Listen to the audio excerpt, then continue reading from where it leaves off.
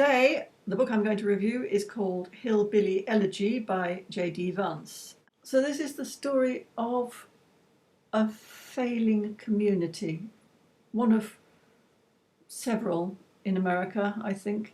A community that consists of the poor white trash, which are the kind of neglected, forgotten element of American society.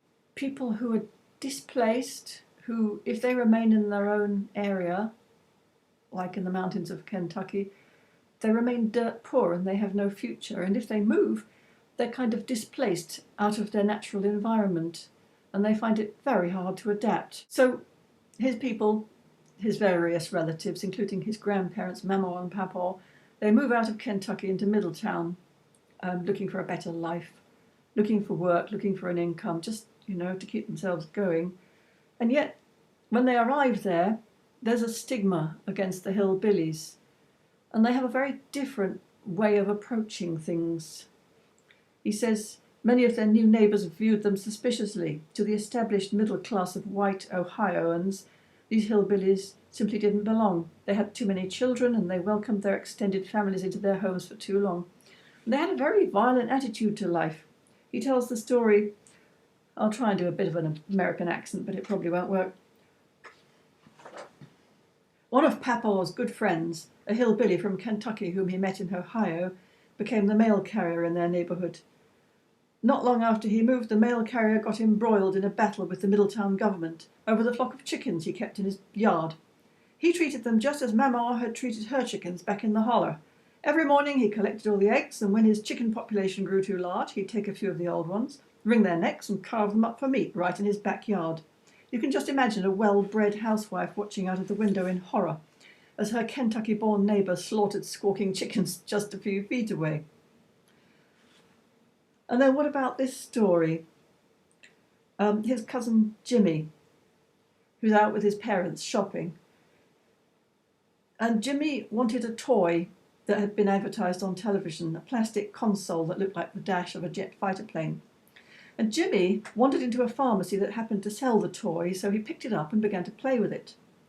The store clerk wasn't happy. He told me to put the toy down and get out. Chastised, young Jimmy stood outside in the cold until Mama and Papa strolled by and asked if he'd like to go inside the pharmacy. I can't, Jimmy told his father. Why? I just can't. Tell me, right now. He pointed at the store clerk. That man got mad at me and told me to leave. I'm not allowed to go back inside. I'm not sure if this accent's working. Mama and Papa stormed in, demanding an explanation for the clerk's rudeness. The clerk explained that Jimmy had been playing with an expensive toy. This toy? Papa asked, picking up the toy. When the clerk nodded, Papa smashed it on the ground. Utter chaos ensued. As Uncle Jimmy explained, they went nuts. Dad threw another of the toys across the store and moved towards the clerk in a menacing way. Mom started grabbing random shit off the shelves and throwing it all over the place. She's screaming, "Kick his fucking ass! Kick his fucking ass!" And then Dad leans into the clerk and says very clearly, "If you say another word to my son, I will break your fucking neck." The poor guy was completely terrified, and I just wanted to get the hell out of there. So this is the sort of culture clash that they encountered. And some people managed to make the transition. They found jobs, they worked hard, they settled. But the ones who were kind of damaged by their background, I suppose, the ones who had slightly distorted versions of how the rest of the world worked, and the ones who didn't have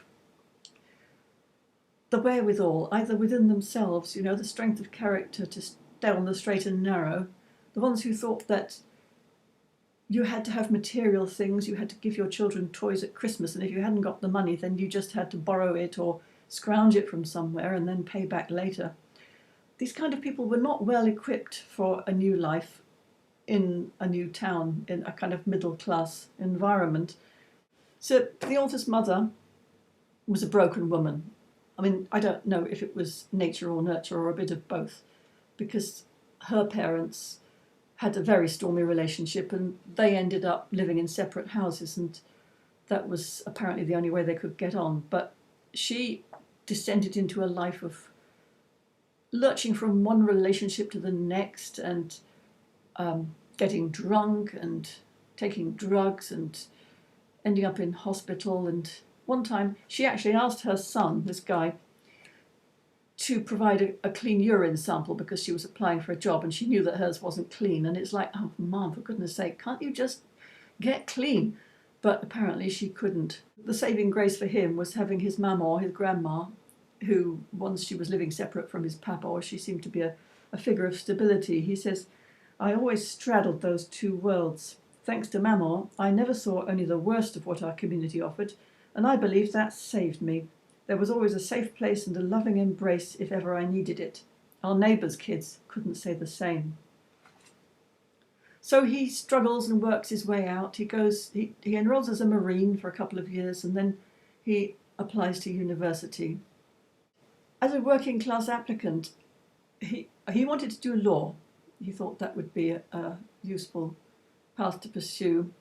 And he looked at the universities and he thought the really prestigious ones were probably way out of his reach. What he didn't realise was that the expensive universities are actually cheaper than the cheaper universities for poor people because they offer subsidies. And he ended up going to Yale and he found that he didn't have to pay so much after all because they gave grants. But this sort of information is not available to the working white trash, and they're excluded from the system. You know, all the people who work their way to the top of society do so because they have friends and contacts, and people give them advice and information, and they all help each other up. And the poor seem to be excluded from this. Anyway, it's a really fascinating book. Do read it. One of the reviews on the back says, it offers an acute insight into the reasons voters have put their trust in Trump. The reason being they need change. They need someone in power to give them a leg up somehow. The social programs that apparently are propagated by the Democrats don't really do any good for these people. They give them welfare and keep them where they are, basically. So that's it for now. See you next time. Bye.